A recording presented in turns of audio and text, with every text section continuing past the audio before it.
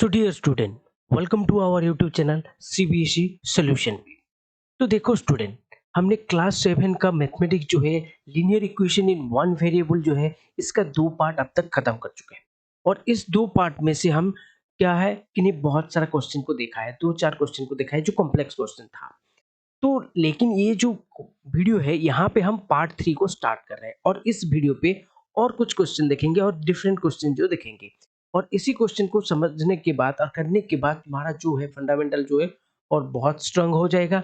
और बहुत सारे क्वेश्चन जो है वो तुम लोग इजीली पिक कर सकते हो। और एक चीज है स्टूडेंट कि नहीं, तुम लोग जब भी वीडियो देखते हो थोड़ी टाइम देख के छोड़ देते हो, ये गलत बात है। क्यों गलत बात है कि नहीं, अगर तुम लोग थोड़ी टाइम देखोगे तो हमने कैसे प्रोसीजर में, किस प्रोसीजर में और किस मेथड पे क्वेश्चन को सॉल्व किया है और कैसे कैसे स्टेप बाय स्टेप सॉल्व करना है क्वेश्चन को, वो तुम लोग मिस कर लोगे। इसलिए वीडियो जो है वो कंप्लीट दिखना चाहिए, जिसी का भी वीडियो हो, तो जाके हमारा जो है मैथमेटिक्स में बेनिफिट होगा। तो देखो स्टूडेंट, ये जो वीडियो पार्ट 3 है, यहाँ पे हम क्या करेंगे कि नहीं, जो जो क्वेश्चन डिस्कस करेंगे उसको मैं बोल देता हूँ। एक क्वेश्चन है हमारा कि नहीं, A number is 2/5 times another number if their sum is 70, find the number. And second question जो है वो है the age of Sonal and Manoj are in the ratio 7:5. 10 year hence the ratio will be 9:7. Then find the ages of their। ये दो question जो है हम इन दोनों क्वेश्चन को हम क्या करेंगे, सॉल्व करेंगे। तो देखते हैं फर्स्ट क्वेश्चन। तो फर्स्ट क्वेश्चन में क्या दिया है, देखो, A number is 2/5 times another number if their sum is 70, find the number. तो देखो स्टूडेंट, यहाँ पे क्वेश्चन को समझो, क्या दिया है, यहाँ पे दो नंबर के बारे में बोला है। लेकिन यहाँ पे जो दो नंबर के बारे में बोला है, दोनों नंबर को उसने नहीं दिया है, लेकिन एक क्लू दिया है। जो एक नंबर है ना, वो दूसरे नंबर का 2/5 टाइम्स है। 2/5 टाइम्स है। अगर 2/5 टाइम्स है, अगर दोनों नंबर को हमको पता नहीं है, तो ऑब्वियसली हमको क्या करना होगा कि नहीं, एक नंबर को हमको मान के चलना होगा, किसी भी वेरिएबल को लेना होगा। तो हमने यहाँ पे ले लिया है कि नहीं, let the number is Y. अगर हम एक नंबर को क्या मान के चल लेते हैं कि नहीं, वही है, तो दूसरा नंबर जो है वो क्या हो जाएगा, 2/5 टाइम्स ऑफ वाई। इसका मतलब दूसरा नंबर जो है वो फर्स्ट नंबर का 2/5 टाइम्स हो जाएगा। इसका मतलब क्या है, 2/5 को हम मल्टीप्लाई कर लेंगे वाई के साथ, जैसे कि यहाँ पे है, देखो 2/5 को मैंने वाई के साथ मल्टीप्लाई कर लिया, तो ये क्या हो जाएगा, 2y/5 हो जाएगा।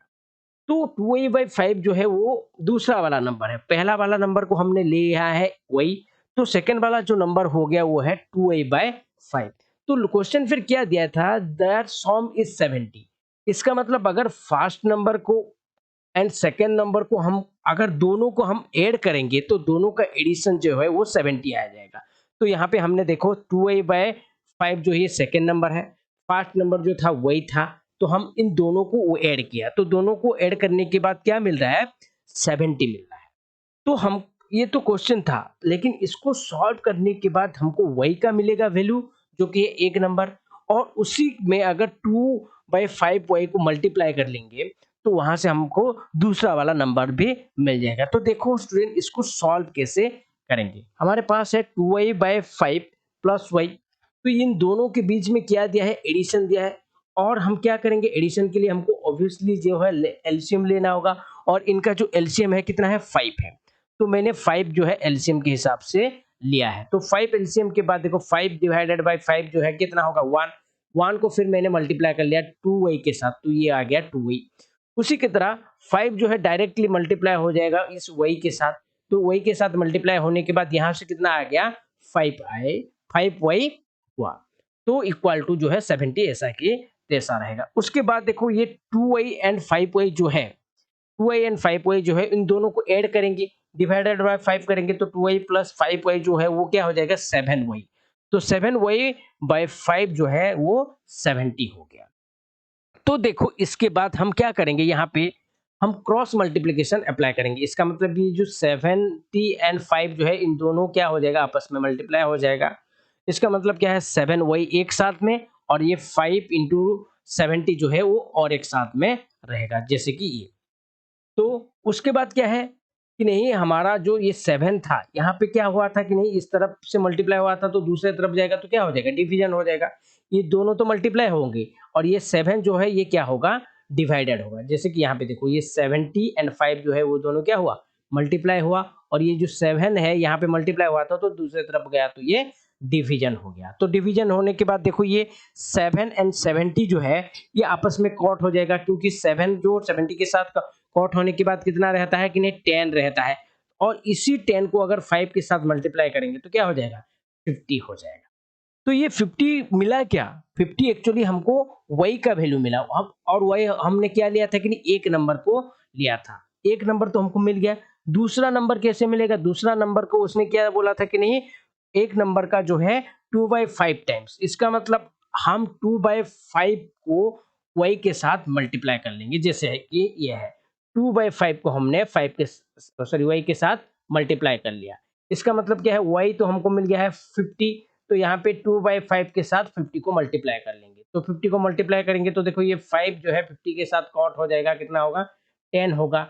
उसके बाद ये 10 जो है 2 के साथ मल्टीप्लाई हुआ तो ये हो जाएगा 20। तो जो दोनों नंबर हमको रिक्वायर चाहिए था, एक हो मिल गया हमको 50 और दूसरा जो मिल गया है हमको 20। ये था हमारा फर्स्ट क्वेश्चन। देखते हैं सेकंड क्वेश्चन। सेकंड क्वेश्चन देखो स्टूडेंट, ये बहुत इंपॉर्टेंट है क्योंकि यहाँ पे एज रिलेटेड क्वेश्चन है, और एज रिलेटेड क्वेश्चन जो है ये हमेशा तुम्हारा एग्जामिनेशन पे आता है। तो क्या दिया है second question, the age of Sonal and Manoj are in the ratio 7:5। यहाँ पे डायरेक्टली दोनों का एज नहीं दिया है, सोनल का 7 और मोनोज का एज के बारे में नहीं दिया है, दोनों के एज का रेशियो जो है वो दिया है। फिर क्या दिया है कि नहीं, 10 ईयर हैंस, 10 ईयर हैंस मतलब 10 ईयर के बाद, after 10 year the ratio of their edges will be 9:7। इसका मतलब 10 ईयर के बाद उन दोनों का एज का रेशियो, उसके बाद भी उसने देखो 10 ईयर के बाद भी जो एज का रेशियो दिया है, यहाँ पे पर्टिकुलर नहीं दिया है कि नहीं जो सोनल का है वो 9 हो जाएगा और जो मोनोज का है वो 7 हो जाएगा, ऐसा नहीं है, ये दोनों का एज का रेशियो है। तो देखते हैं, तो उसके बाद उसने पूछा है कि नहीं फाइंड देयर प्रेजेंट एज, तो प्रेजेंट एज एक्चुअली क्या होगा ये पूछा है। तो हम क्या करेंगे, देखो अगर किसी में रेशियो के बारे में दिया है और पर्टिकुलर चीज नहीं दिया है तो हम क्या कर सकते हैं कि नहीं वहां पे किसी वेरिएबल को मल्टीप्लाई करके एग्जैक्ट एज को निकाल सकते हैं। जैसे कि यहाँ पे देखो हमने ले लिया कि नहीं जो सोनल एंड मोनोज का जो एज का रेशियो दिया था 7:5, तो हमने सोनल का एज को पूरा पर्टिकुलर के हिसाब से निकाल लिया वेरिएबल के साथ 7x। उसी तरह तुम लोग x क्या, तुम लोग y z कुछ भी ले सकते हो अपने मर्जी में, कोई भी वेरिएबल ले लो। तो उसी तरह मोनोज का जो एज है वो कितना हो गया, 5x हो गया। सोनल का एज को हमने लिया 7x, मोनोज का एज को हमने ले लिया 5x। उसके बाद फिर उसने क्या दिया था कि नहीं 10 ईयर हैंस, 10 ईयर हैंस मतलब क्या है कि नहीं 10 साल के बाद। 10 साल के बाद तो क्या होगा, देखो मान लो मेरा ईयर है 25 ईयर्स, तो 10 साल के बाद मेरा एज कितना हो जाएगा, 25 + 10 = 35 हो जाएगा। उसी तरह अगर प्रेजेंट एज अगर तुमको मालूम है तो वहां पे जितने एज के बाद दिया है उसको ऐड कर लेना तो मिल जाएगा। तो यहाँ पे देखो सोनल का जो एज है वो 7x दिया है, मतलब यहाँ पे प्रेजेंट एज के बारे में दिया है, एंड मोनोज का जो एज है वो 5x के बारे में दिया है, प्रेजेंट एज है। तो 10 ईयर के बाद क्या हो जाएगा, 10 ईयर के बाद जो सोनल का एज है 7x + 10 एंड जो मोनोज का एज है वो है 5x + 10, ये है दोनों का एज 10 ईयर के बाद। फिर क्वेश्चन क्या दिया कि नहीं 10 ईयर के बाद देयर रेशियो विल बी 9:7। इसका मतलब क्या है, 10 ईयर के बाद दोनों का जो एज होगा उन दोनों का एज का रेशियो है 9:7। इसका मतलब क्या है कि नहीं अगर ये 10 ईयर के बाद जो ये एज दिया है, इन दोनों का अगर रेशियो हम करेंगे 7x + 10 एंड 5x + 10, इन दोनों का रेशियो अगर करेंगे तो रेशियो कितना आएगा, बोल रहा है कि नहीं 7:9। तो रेशियो करते हैं, रेशियो करने का मतलब क्या है, फ्रैक्शन में लिखना। तो यहाँ पे देखो 7x + 10 बाय 5x + 10, ये हमने रेशियो लिखा। तो इनका रेशियो जो है दिया है उसने 9:7, मतलब 9/7 हमने भी इसको लिख दिया। इसके बाद देखो हम क्या करेंगे, हमको मालूम है कि नहीं ऐसा सिचुएशन अगर आ गया है कि नहीं, हम क्या करेंगे, इसको क्रॉस मल्टीप्लाई करेंगे। तो क्रॉस मल्टीप्लाई करेंगे इसका मतलब ये 7 को है 7x + 10 के साथ मल्टीप्लाई करना, और ये 9 को हम 5x प्लस 10 के साथ मल्टीप्लाई करना है। तो ठीक है, मल्टीप्लाई करते हैं। तो देखो यहाँ पे मल्टीप्लाई कर लिया, 7 को हम 7x प्लस 10 के साथ एंड 9 को जो है वो 5x प्लस 10 के साथ। तो अभी क्या होगा, ये जो 7 है ये 7x के साथ मल्टीप्लाई होगा एक बार, और सेकेंड टाइम फिर ये जो 7 है वो 10 के साथ मल्टीप्लाई होगा। सिमिलरली अगर इस तरफ भी देखेंगे, राइट हैंड साइड पे भी देखेंगे, तो 9 जो है वो एक टाइम पे 5x के साथ मल्टीप्लाई होगा और दूसरे टाइम पे ये फिर 10 के साथ मल्टीप्लाई होगा। जैसे कि यहाँ पे देखो 7x जो है 7 के साथ मल्टीप्लाई हुआ तो 49x हो गया, फिर ये जो 7 है ये फिर 10 के साथ मल्टीप्लाई हो गया तो ये 70 हो गया। हमको मालूम है 7 इंटू 10 इज 70। उसी तरह ये 9 जो है ये 5 के साथ मल्टीप्लाई होगा तो कितना होगा, 45x हो जाएगा, और ये 9 जो है 10 के साथ मल्टीप्लाई होगा तो ये 90 होगा। तो ये टोटली हमने क्या किया कि नहीं, क्रॉस मल्टीप्लिकेशन करके हमने उसका मल्टीप्लिकेशन जो भी रिक्वायरमेंट था हमने उसको फुलफिल कर लिया।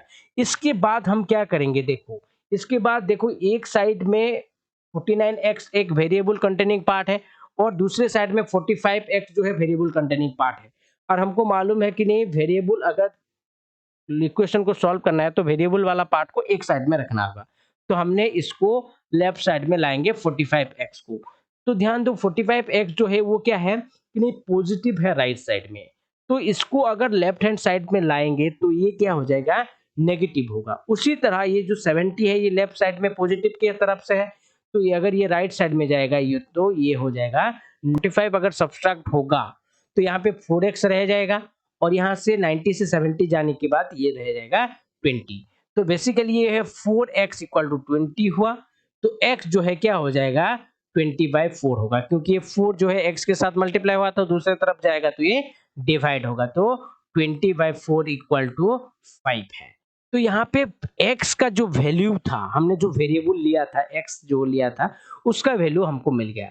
अभी हमको उसने पूछा था कि नहीं प्रेजेंट एज, और हमने प्रेजेंट एज किसको मान के चला है कि नहीं, सोनल का है 7x और जो मोनोज का है 5x। इसका मतलब ये x की जगह पे अगर वैल्यू को पुट कर लेंगे, सोनल का कितना होगा, सोनल का है 7x था, तो 7x में क्या करेंगे, हम क्या करेंगे 7 के साथ अगर हम जो मिला है x का वैल्यू कितना मिला है, 5 मिला है, तो 7 के साथ 5 को मल्टीप्लाई कर लेते तो ये हो जाएगा हमारा 7 5 या कितना है 35 हो जाएगा।